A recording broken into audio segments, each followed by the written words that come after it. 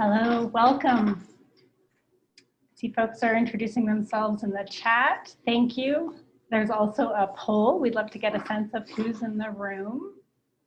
And I think we'll go ahead and get started. So welcome, I'm Daisy Chirac from the High Tech High Graduate School of Education. And in today's webinar, my colleagues and I will be sharing learnings from our Lesson Study Network improvement community. And today's webinar will be recorded and the link will be shared after the meeting. So first off, next slide.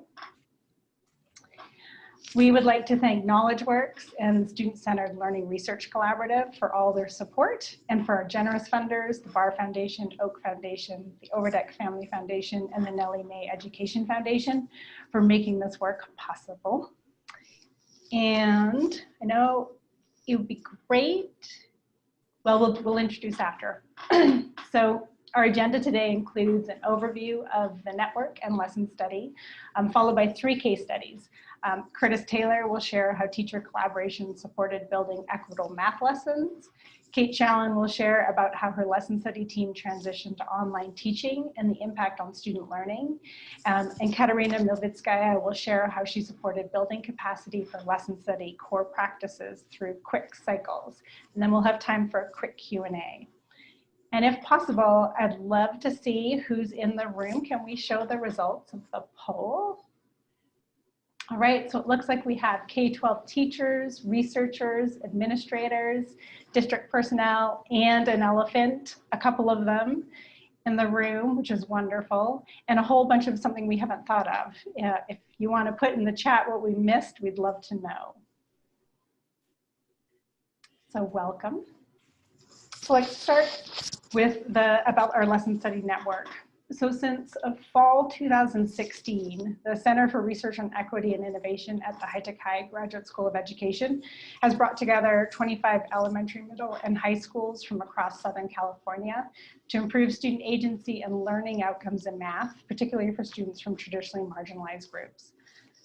Then over the 2018 to 2020 school years, teams use lesson study to test, refine, and spread student-centered classroom practices to build learning communities where students experience a sense of belonging and develop their mathematical identities.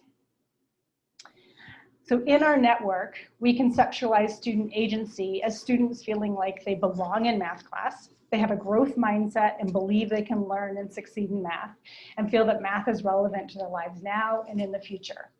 And we want to be really clear that we were not situating this with the students coming into our classes. Our goal was to create math classrooms where student agency could grow and flourish, and that this is the way they felt, and ultimately where all our students felt that they were a math person. So to achieve a classroom where students felt this way, lesson study teams implemented student-centered practices as supported by the National Council for Teacher of Mathematics and the broader math education community. So teachers in our networks were focused on facilitating whole class and small group discussion around student problem-solving strategies, setting up class norms to guide collaborative interactions for group work, and the judicious use of status interventions, highlighting important mathematical contributions by students that may be overlooked by their peers, and anticipating student thinking in order to guide instruction. To support teachers in using these strategies, we used a lesson study structure. So what is lesson study? It's an inquiry structure that supports teachers to explore how their students think and learn. By becoming students of our students' thinking, we can learn which instructional practices contribute to student learning and improve our practice. So network teachers participated in various forms of lesson study, some longer 8 to 10 week research lessons and some shorter quick cycles. And from observations and interview data, we found that 5 student-centered practices in the inquiry cycle consistently supported teacher engagement and learning. And so these were: select focus students. We conducted empathy interviews and looked at student work to really get to understand particular students in our class whose thinking we wanted to understand better.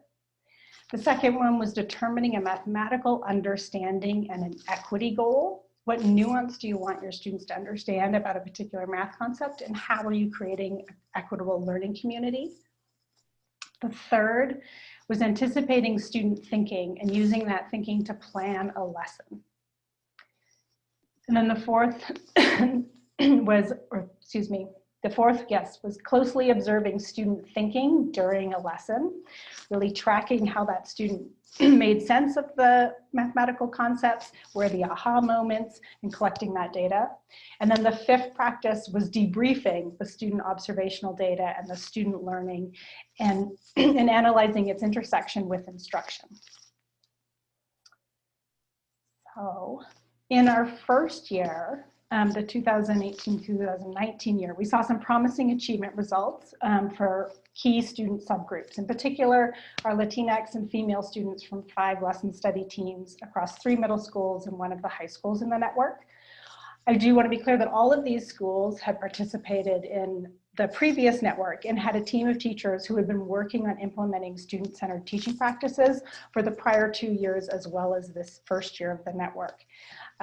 And so what we saw were gains in student outcomes for Latinx and female students in a 6th grade team, a 7th grade team, an 8th grade team, and an 11th grade team. And these results reflected some of the current findings that we've heard from San Francisco Unified that have also shown positive trends in student achievement for key groups of students in like years 3 and 4 of implementing lesson study. So we were really heartened by these initial findings. We also saw some tentative positive shifts in our aggregate agency measures in our second year of the network, so 2019 to 2020. I say tentative since our second data collection point was interrupted by COVID, and the pre-post numbers may camouflage other statistical truths, but we're currently conducting a student level analysis and looking for classroom trends, and we'll update our findings when we've completed it. But in our aggregate data, we saw increases in belonging and identity measures for our Black girls and our Latino girls in particular. The responses to believe I am a math person and I feel comfortable sharing my thinking in math class both increased over the year. And we also saw increases in growth mindset for our Black students. I believe I can do well in math class if I put in the effort. So we were excited about those, and we will continue to dig into those. So what did our network structures look like? Over the course of 2 years, our network engaged in 3 convenings per year to practice core skills and prepare for the action period that would happen between convenings when the lesson study inquiry cycles would occur. Unfortunately, the last year was cut short by COVID.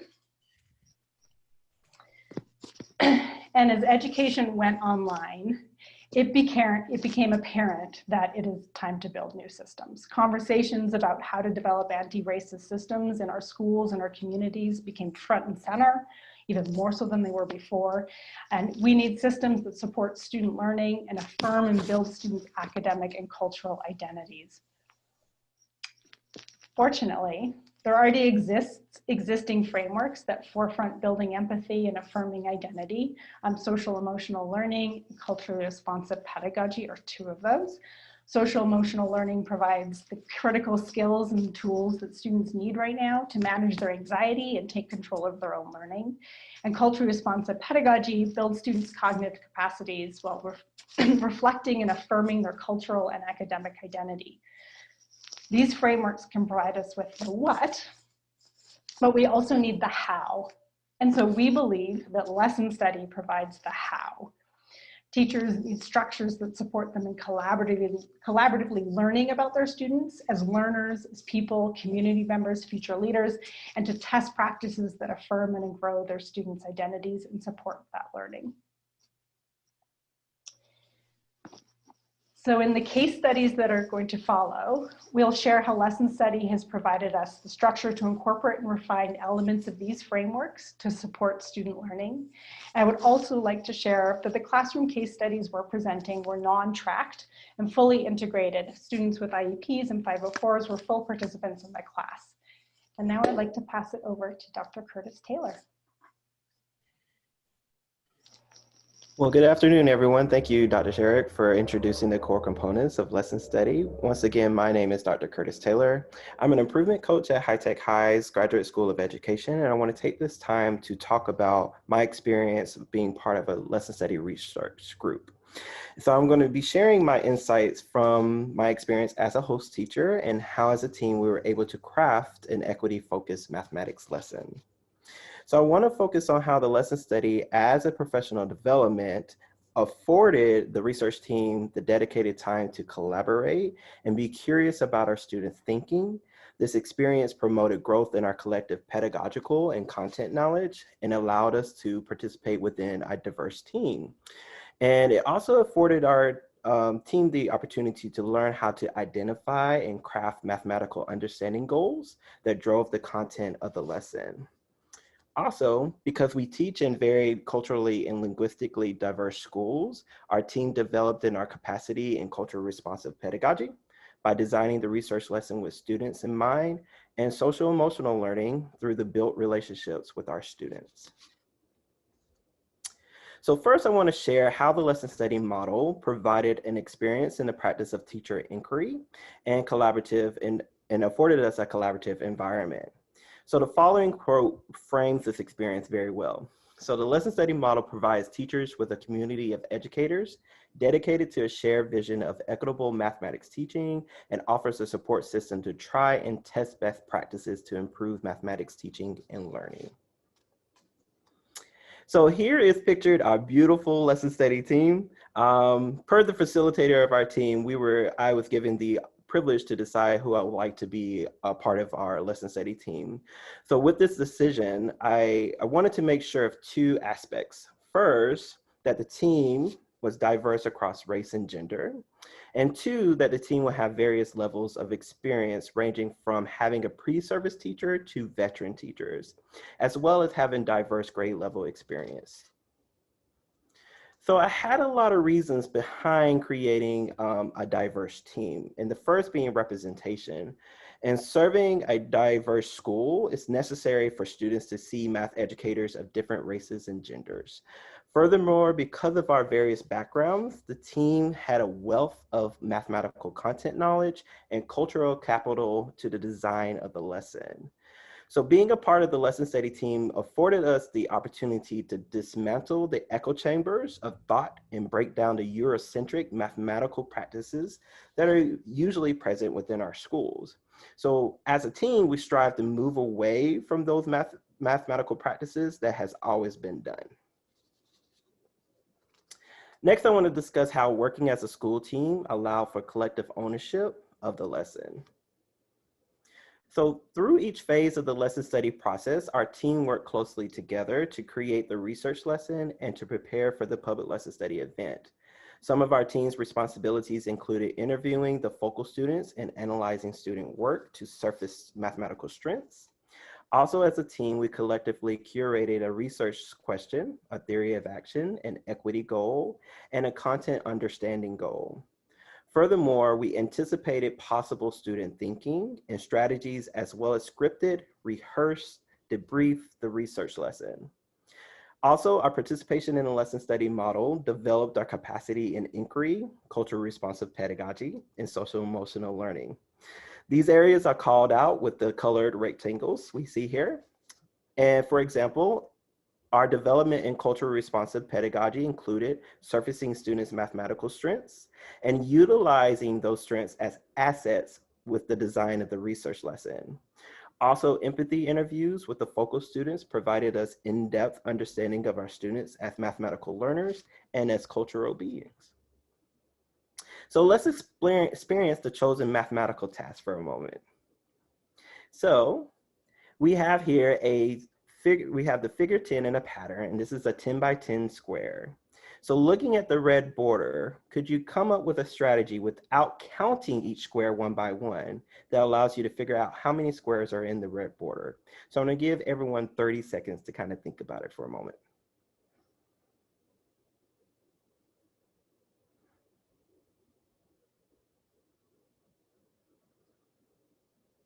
All right, and as you're thinking, I want you to keep in mind how you found that number and what strategy you used.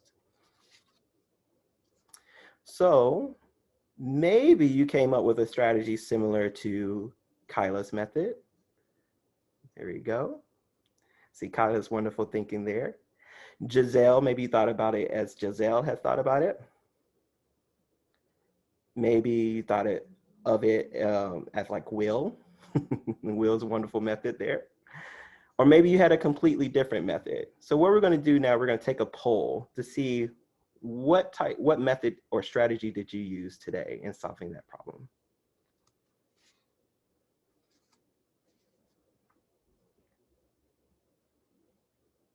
So I'll give you some time to vote.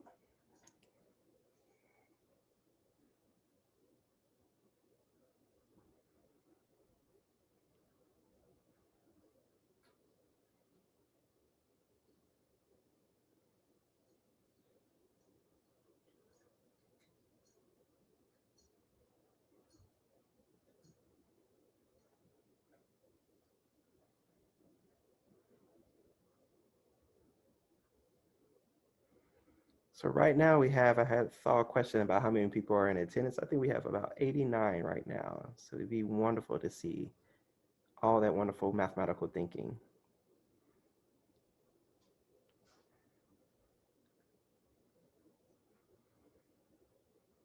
All right. Rita, I think are we ready to share our results?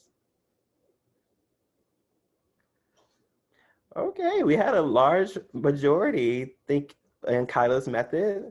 Okay, and then we also had a nice subsection of folks who thought of something very different. All right, this is wonderful. So the openness of the task pulled on our students' prior knowledge of numerical expressions, and it also allowed us to leverage on their mathematical strength of pattern recognition, because my students have been practicing patterns since elementary school and then also within their 6th grade year with me. And so this supported our team in creating a mathematical understanding goal, or our MUG. Our goal was to understand how a numerical expression can model a visual representation and how the structure of those equations assisted students in the skill of generalizing algebraic equations. So also, we were very intentional about the questions that we were asking students. So in the orange box here, we have the question, what is changing and what is staying the same? And that pushed on students to chew on what they were learning in the moment, increasing their cognitive capacity. So really pulling on what students have been already, some of their funds of knowledge. So we always have experience of seeing things change and things stay the same. So that was a wonderful way to connect the numerical expressions to the algebraic expressions. And the research lesson also allowed us to develop our students' math skills and pushed us to be thoughtful in affirming our students' mathematical identity, and would later provide a pathway for students to develop their critical consciousness. So later I will be taking those skills and putting it in a social context within mathematics. Because equity was front and center for all of us, as a team, we crafted an equity goal. And this is one of the big highlights for CanMe, which was one of our models for the lesson study. So in order to establish an equity goal, we had to know our focal students, we had to highlight our students' mathematical strengths, and we had to consider the right conditions necessary for each child to succeed. So here's our team's equity goal. Through turn-in talks and whole class share-outs, students would develop math flexibility by valuing each other's ideas, and students would demonstrate value by listening to, questioning, and or applying math strategies of their peers.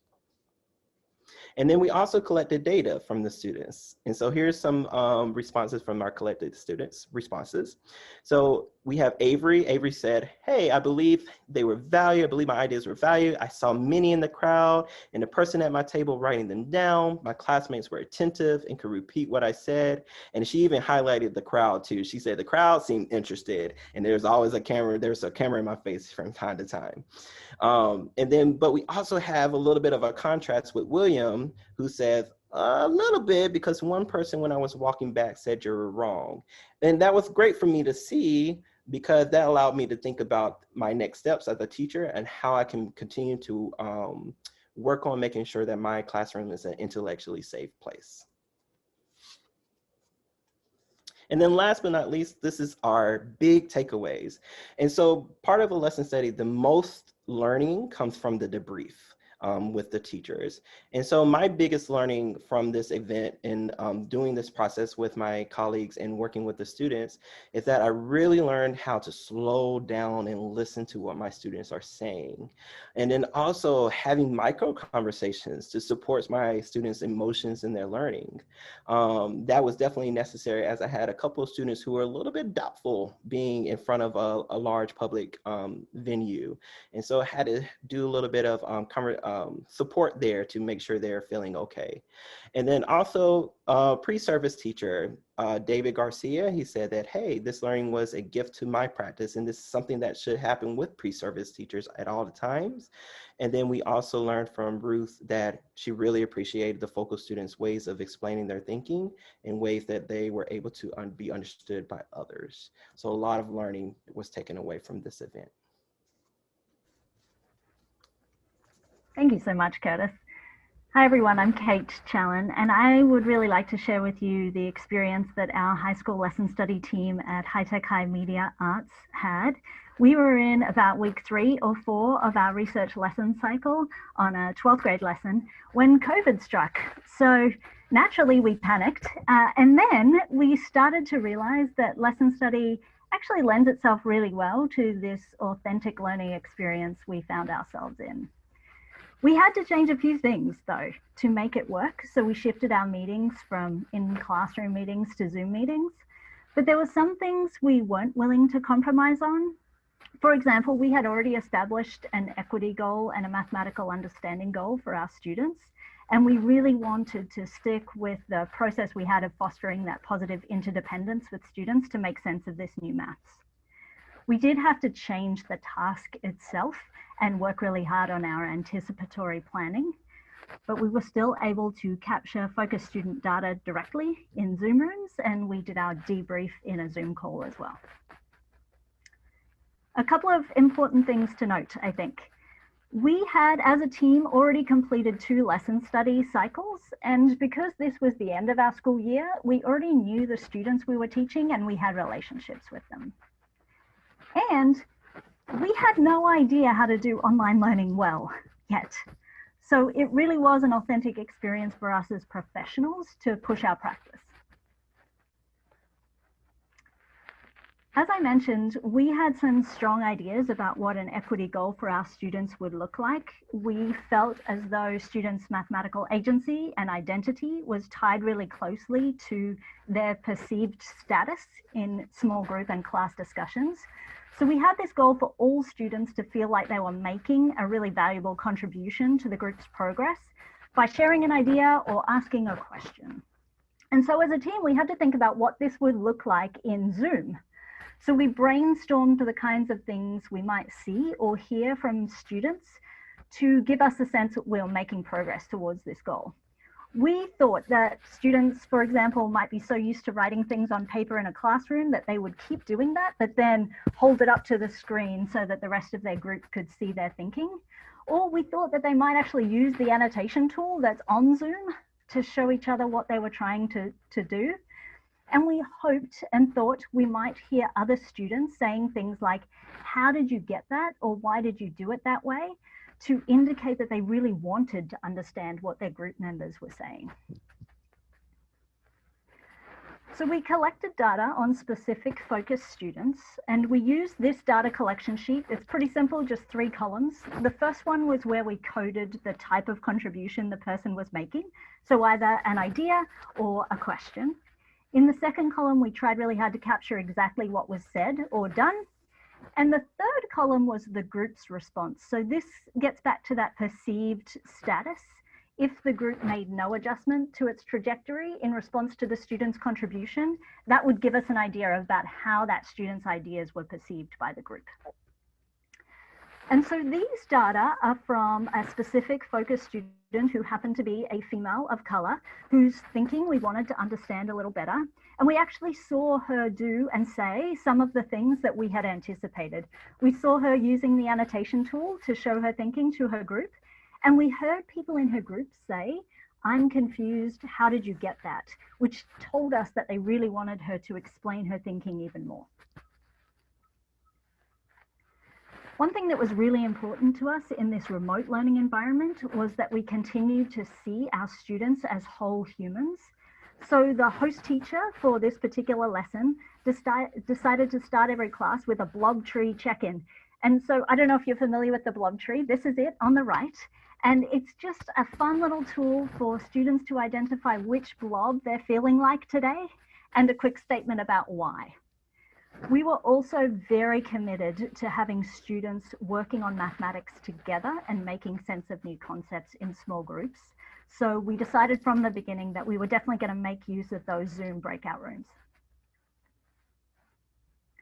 In terms of the lesson itself, this lesson was on Riemann sums. And for those of you that maybe don't remember Riemann sums or chose not to remember Riemann sums, it's basically just a way of finding the area under a curve by cutting it up into rectangles. And so we were hoping that since our students felt pretty comfortable finding the area of regular shapes, that we could meet them there and then take them on this journey to a new concept. And this all happened in an untracked 12th grade class. So what we were really hoping is that every single student in the class would feel some academic success with calculus. Our specific mathematical understanding goal for our students was for them to connect the concept of limits to Riemann sums. And we really wanted them to see that if you increase the number of rectangles under your curve, you can increase the accuracy of your area calculation. So again, we brainstormed what this might sound like in a Zoom room. And we weren't even sure if students would have cameras on, so we really focused on things they might say. For example, we hoped they might say something like, this is like what we did with a straight line when we found the area using triangles and squares. Or we thought they might make some assessments about over or underestimates based on the rectangle going higher or below the curve.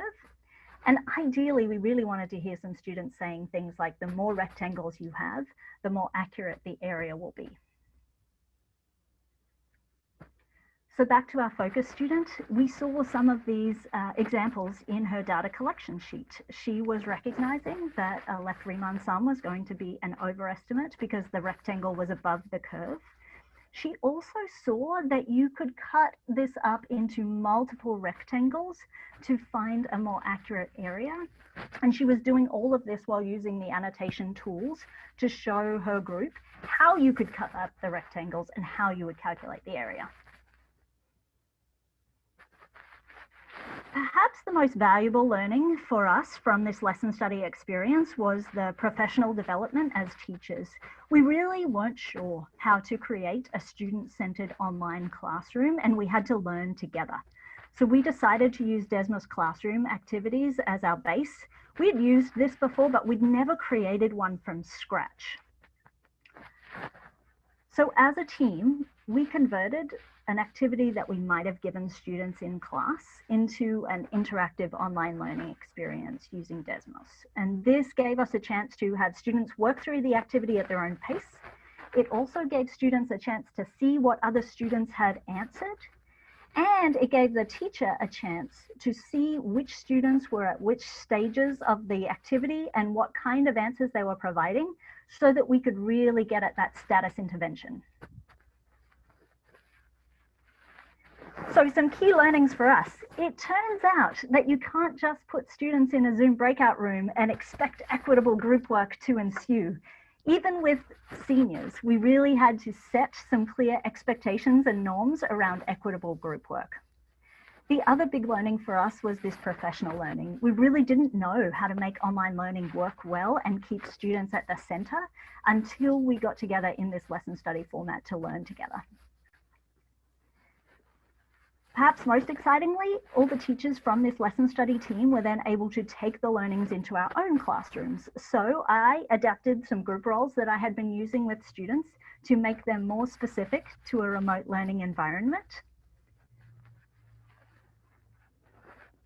I also made my own Desmos Classroom activity based on the CDC data on COVID-19 growth and had my students creating models of the increased rate.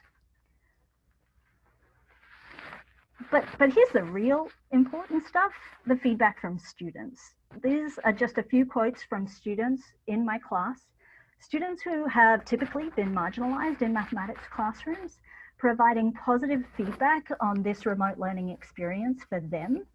And I think this may not have been possible without our lesson study structure that we were using as a team.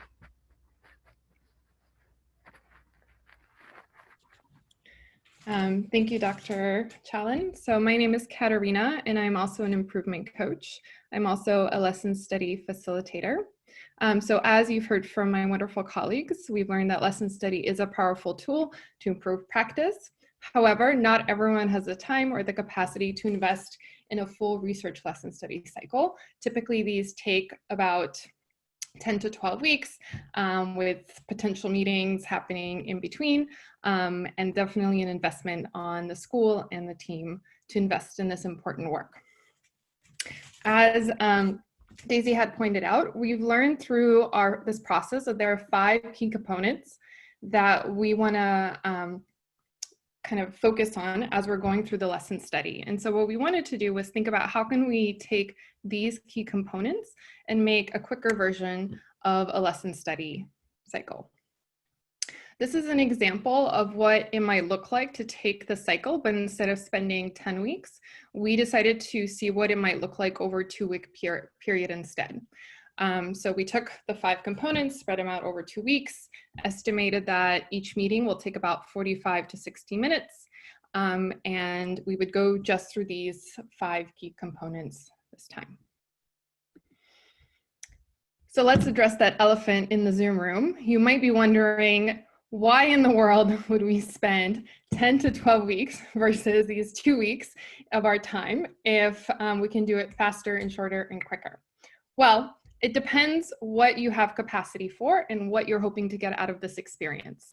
So if you're looking to dig deep into research, and given that we have lots of researchers in the room, perhaps a 10-week cycle might be of interest because you do have an opportunity to look at what the research says about what is it like for students to make sense of percents for the first time in 6th grade. Or maybe you really want to think about your focal students and connect with them at a deeper level and conduct a series of empathy interview and look at their work throughout several periods of the time. I think the biggest highlight of a full research lesson study is that it culminates in a public learning event where we celebrate not only teacher learning, but also student learning with a broader community. And that is definitely a unique factor in this process, and it's kind of a grand event that happens and it brings everyone together and celebrates this important work. But not everyone has the capacity or the time potentially to invest in this, and so the quick cycle is a really great way to build our practice and habit of doing those 5 core components, specifically thinking about the mathematical understanding goal, getting to know our focal students, and anticipating what they might do in those events. And we hope that these practices, because we're doing them quicker and iterating over them, teachers become more comfortable in integrating these in their daily practice over time and becomes kind of a daily habit or routine every time they plan a lesson. So when we wanted to pilot this quick cycle, it also happened right around COVID, and I'm pretty sure everyone at that moment might have been feeling like this. But on top of it, my wonderful colleague over here, Dr. Curtis Taylor, who was figuring out how to teach his wonderful 6th graders online, got a phone call from me. I think maybe it was a text, and said, hey, do you want to test out this cycle with me? And being the wonderful colleague that he is, he supported me in doing so. And so together, we decided to take the cycle and do a 2-week version of it with his students and some of his colleagues. So this is just an example. This is us meeting in the Zoom room. His student teacher at the time, Dave, has a great Zoom face. I think we all need to work on ours at the moment, but here we are collaborating in our own Zoom spaces and thinking deeply about what our mathematical understanding goal and what our equity goal would be for his students.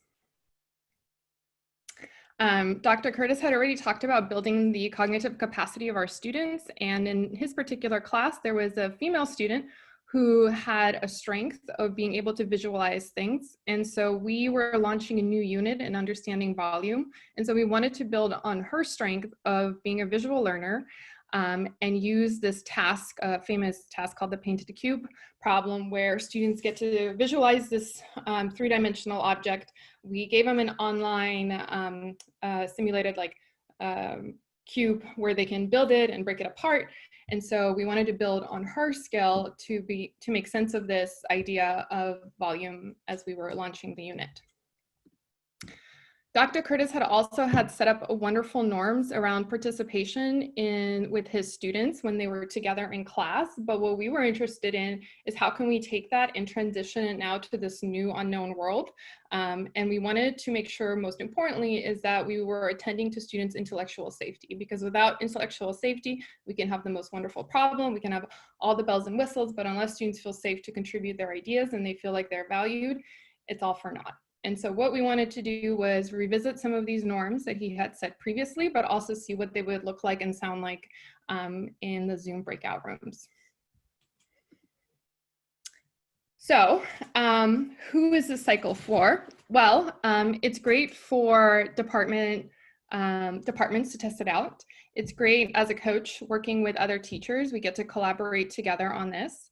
It's great for anyone curious to just get a taste of what a lesson study is like without investment into a 10-week process. It's great for elephants, and it's great online or in person as well. Ooh, I don't know what happened. Uh-oh. Oh, I see. It was linked to, I'm sorry, it was linked to our resources. So if you're interested in conducting this quick cycle, the resources are linked, and this is an example of our documents that could be used online that have facilitators' agendas, time. So it's pretty easy to take on and test it out as well.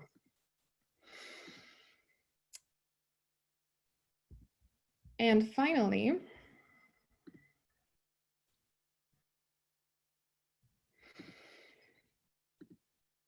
I want to leave you with this quote from Simone Weil, who said, "Every being cries out in silence to be read differently. Do not be indifferent to these cries." All the educators that I'm currently collaborating with and have talked to are trying to figure out, how do we connect with students through the screen? How do I get to know my students' thinking and who they are as an individual, potentially when I never get to see them, or maybe even hear their voice sometime? And what we're arguing is that the lesson study progress, whether you take the 10-week cycle or the 2-week cycle, is a wonderful tool for you to do exactly that, to become a student of your students, to hear them, to see them, and to get to know them better as thinkers and as individuals. And lastly, I would love to invite everyone to our virtual public lesson study event that is going to be taking place this Thursday.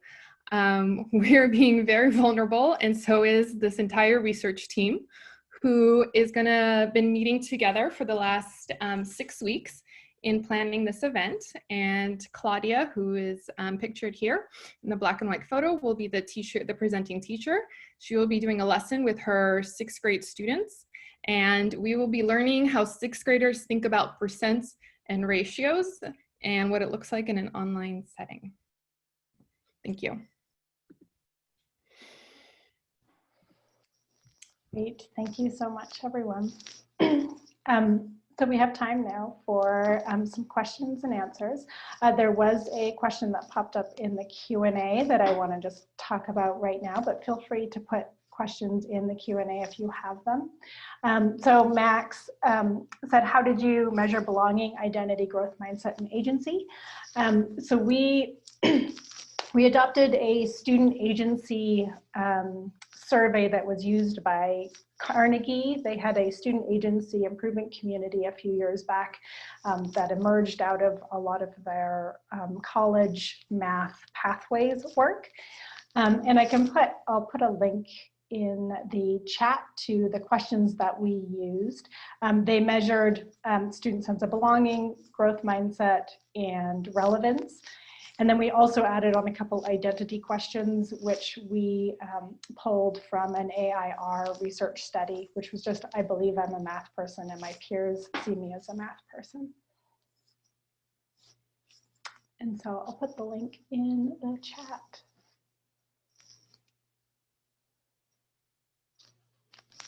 So there was one statement about authenticity. I don't know if the authenticity is about the lesson study process itself or just of the webinar here, but I'm just going to share that the lesson study process, each of the case studies is a very much of an authentic process. We went through as a team through the 10 weeks together, grappling, thinking about our students, creating the research lesson and making sure that all of our students are successful at the end. So this is a wonderful practice as practitioners in the classroom to develop in our growth, to making sure that all of our students, especially our Black and Brown, Indigenous, or low-income students, are being very successful in mathematics. So this is a wonderful and very authentic process.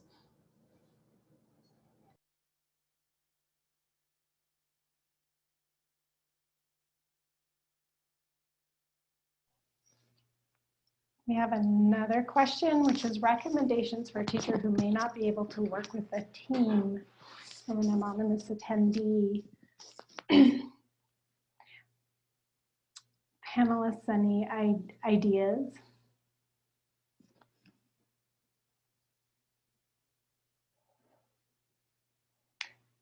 It may be great. Oh. No, I was just going to say, that's a really great question, but also a challenging question. I think to go through this process of lesson study, I mean, going through the steps, it can be done on an individual basis.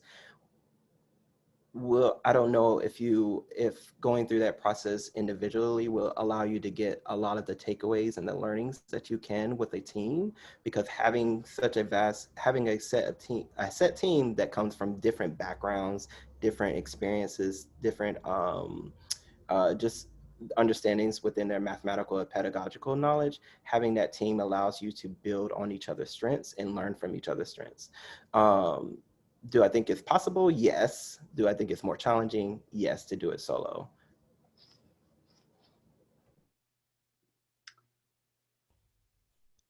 And there's another question. Do you have any overarching framework like UDL or 21st Century Learning, and how do those work with lesson study? This was dependent on the different schools in the network. So different schools had different frameworks that they may have been using. We do focus on UDL, especially in our teacher education programs, and Curtis might have a little bit more about that. And lesson study really is one of those things where it's a structure that you can work around. Like, it's the structure for the teacher inquiry, but it can fit around many different frameworks. So any of the ones that you feel are most relevant or that a school is using, it can be used to hone and refine learning around using those frameworks. Other questions panelists want to jump in on? I want to go back just to the question about the solo teacher part, potentially.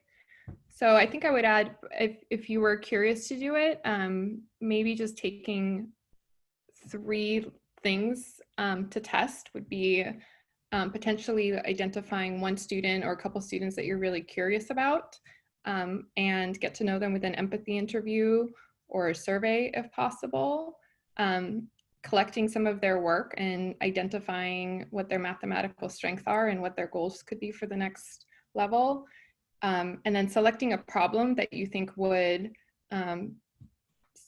complement their strength, but also push them in their thinking, and then anticipate how they and the rest of the students might react or think to the problem. Would be probably kind of a small taste of what part of the lesson study is. Definitely more challenging to do it individually, but those would be like the 3 concrete things that could test individually.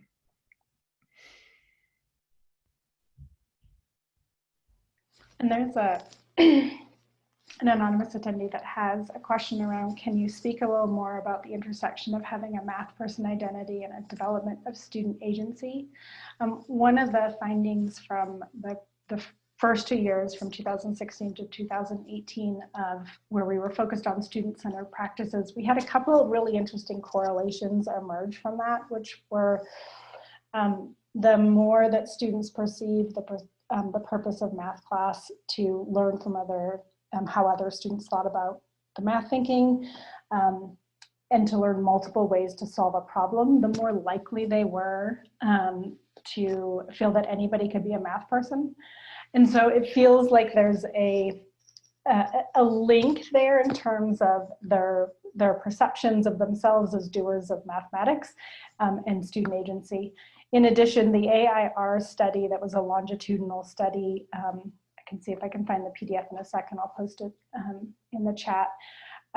They did a longitudinal analysis and found that one of the key things that predicted students taking of additional math classes and going into STEM fields was their perceptions of themselves as a math person. And so we thought that was very compelling and have been exploring that ever since.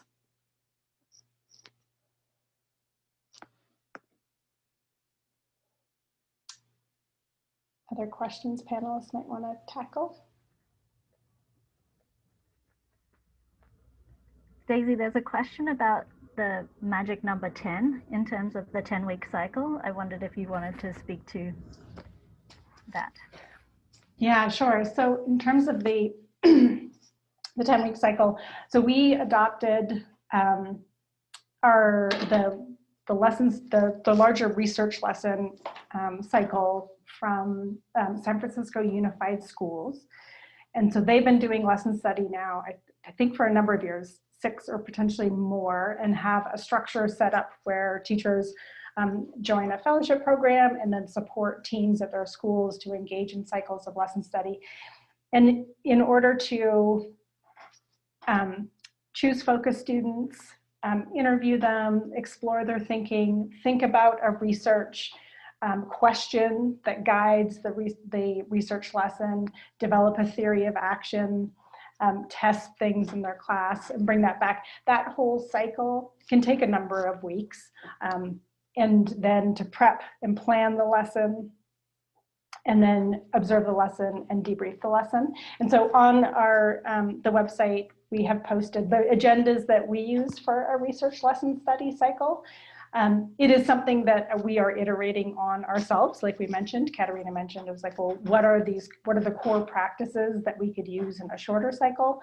So I don't know if it's a magic number. I think it really just depends on what it is you're hoping to get out of it. If you want to develop deep teacher content knowledge, then maybe the research lesson is the way to go. If you want to build capacity and interest, maybe doing shorter cycles so teachers can get a feel for the different pieces is the right choice. So just depends.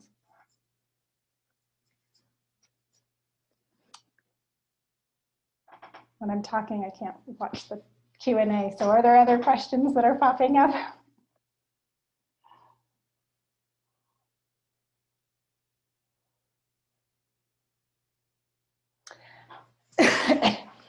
Yeah, so one of the, so Eric posed a question, can you say a little bit more about how lessons today may be used to bridge different approaches to math instruction across a school or department?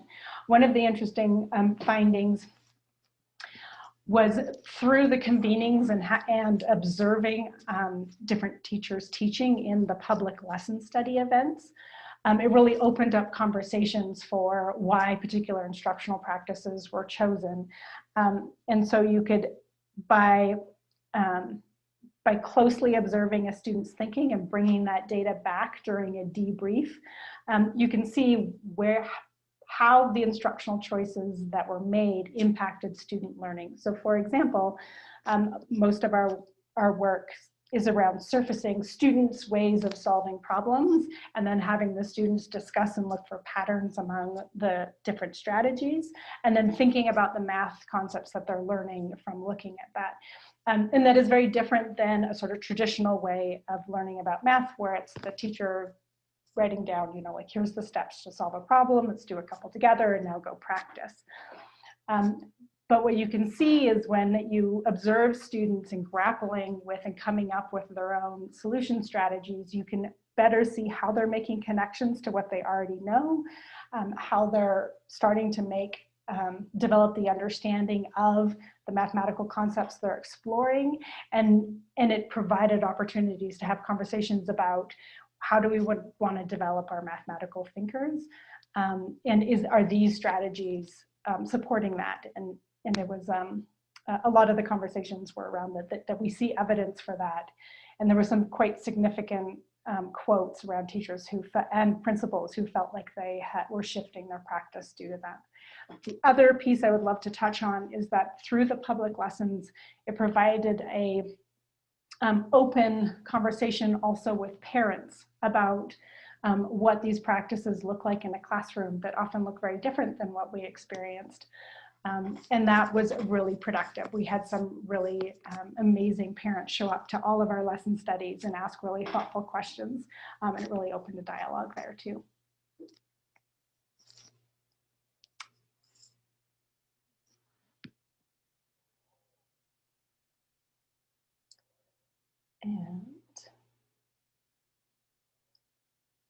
And maybe the team would like to tackle this one. So there's also a question of like, what's a status intervention and how do you notice them and what do you do? It'd be great to hear from panelists on that one.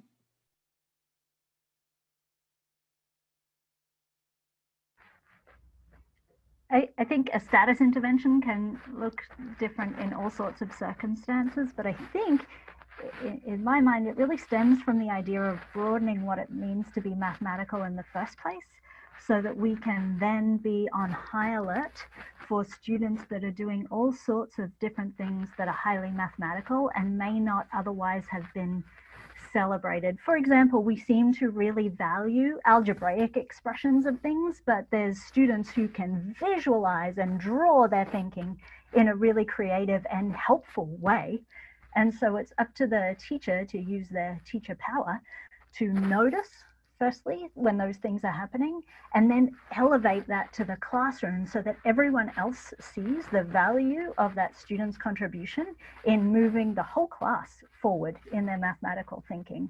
Because if we become too narrow and focused, then we're only allowing for specific students who are doing specific mathematical things to develop this status and mathematical identity, when actually there are plenty of students who are bringing valuable mathematical thinking to the classroom.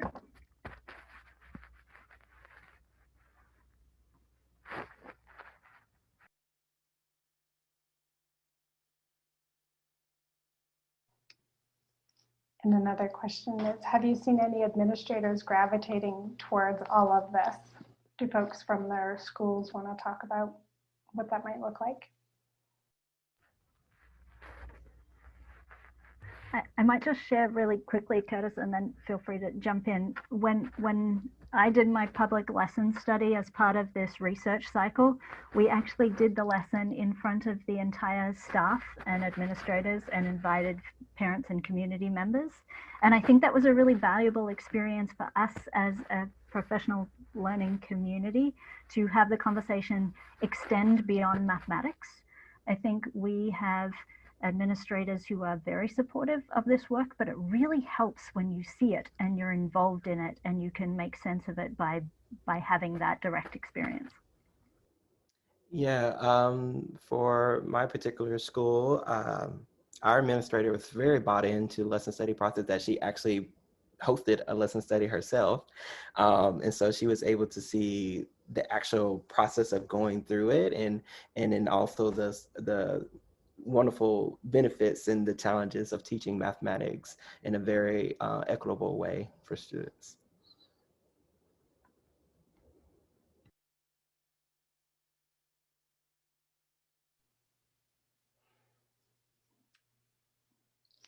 So any final questions?